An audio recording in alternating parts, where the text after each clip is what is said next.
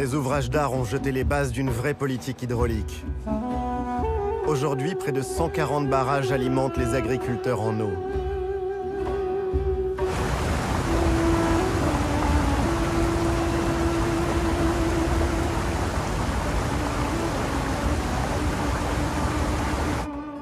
De ce souci de l'eau est né un art, un savoir-faire qui a donné naissance à de remarquables bassins. Certains sont vieux de plus de 700 ans. Le bassin de la Ménara est alimenté par un système hydraulique. Il achemine l'eau depuis les montagnes, à 30 km environ de la ville de Marrakech.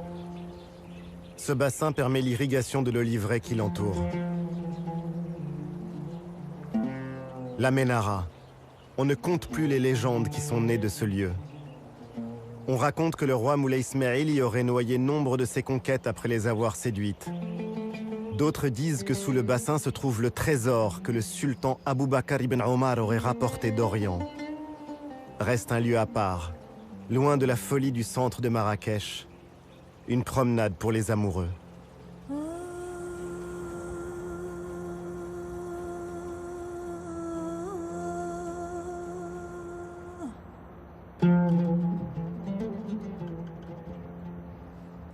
Marrakech a été fondée au XIe siècle par une femme, Zine ibn Fzawiya, l'épouse du roi Youssef ibn Teshfin qui rêve de conquête. Son mari parti en guerre, Zine ibn Fzawiya s'établit dans cette palmeraie au pied de l'Atlas. C'est elle qui en conçoit les tracés et qui administre ce qui est rapidement devenu une cité prospère.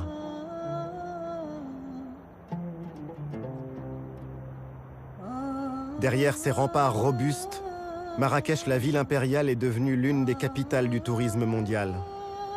Mais même au cœur des lieux les plus visités, l'âme de la ville est restée vivante.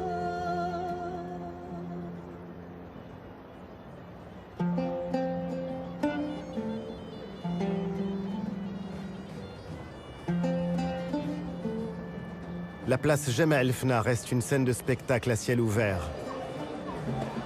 Un lieu où s'entend encore le génie des conteurs, les rires, les prophéties des voyantes, où les discours sacrés côtoient les paroles profanes.